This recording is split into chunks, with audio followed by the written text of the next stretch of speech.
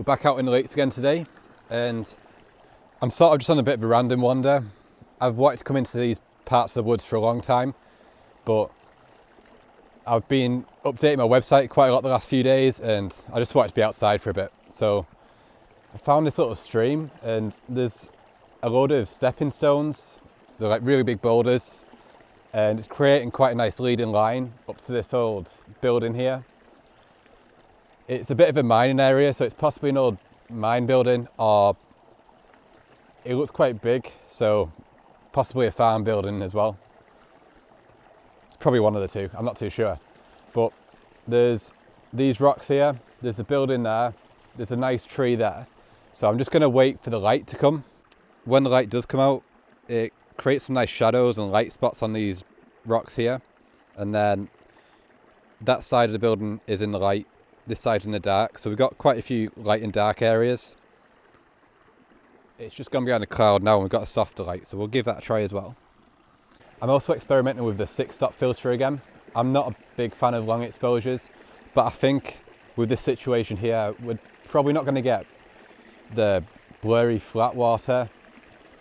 Well, we sort of are, but we're going to be able to see the rocks underneath it, which is, I think it's worth the compromise. I think the long exposures generally look quite tacky and a bit too man-made. I quite like not perfect things, because that's more natural. I think once you start making it perfect, then it sort of takes away from the scene. But we're going to give this a try, and hopefully this area here goes from this sort of rippled effect to clear water. I'm also going to try and zoom in a little bit further. I can't quite get the edge of this rock here, just because the distance is too big and the composition didn't really work when it was there, because I was getting this grassy area here as well, and it was a bit too distracting having that light area down there. I think zooming in is also going to get rid of any vignetting that's around the outside. I think it's going to work out quite nice. Definitely starting to feel like spring again.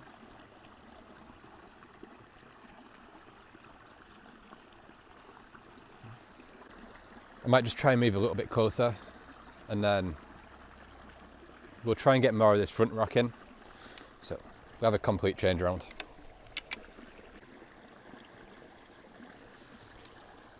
I still can't get the full edge of this rock, and we're getting a really nice leading line going that way now. And I think the water is actually working out quite nice.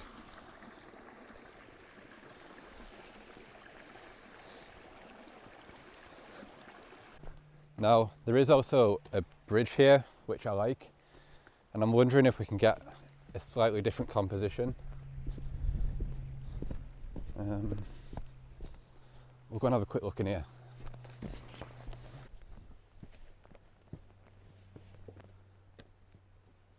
It's quite a decent sized building. It definitely looks better from a distance though. But I like this tree, and I do like the bridge. I'm not too sure if we can get all the things in together though. I think what I'm going to do is keep on having a play around with that area down there. We might be able to get a landscape shot out of it as well. I would really like to get that in the background, so maybe we could get a landscape shot there, sort of looking up the stream. So maybe if we come further down here,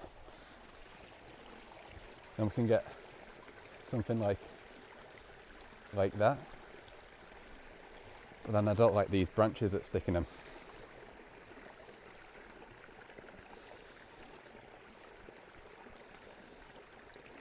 I don't think that's going to work. We'll just stick with this area here and get something better rather than compromise and get something averager.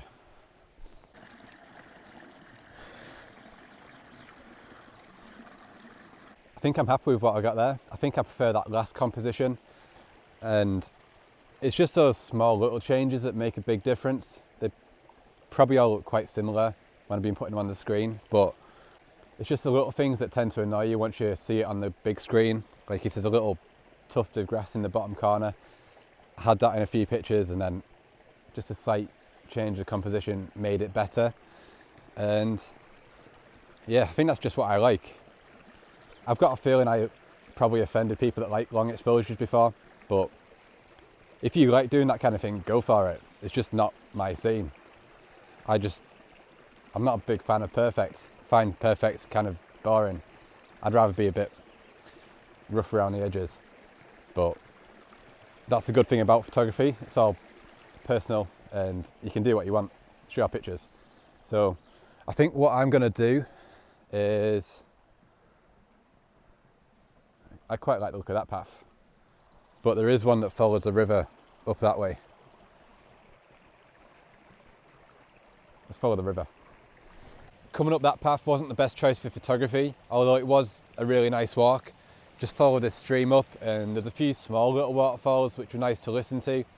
They weren't that impressive though for pictures, but it has cleared my headache by just being out, so it's not all bad.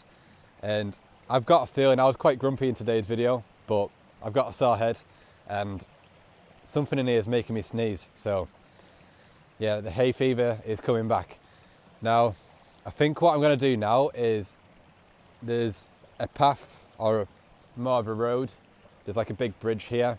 So I think if I go that way, I can drop back down to where them buildings were, and I'm probably just going to sit by them stepping stones for a while, watch the water go past and just relax for a bit. So if I get any different pictures, I'll add them onto the end. But if you want to see more places like this out in the Lake District, I've got new guides over on adamkappa.co.uk. You can get some ideas of what it's like at the places, see some pictures, see some videos, and yeah, just get an idea of what it's like before you go.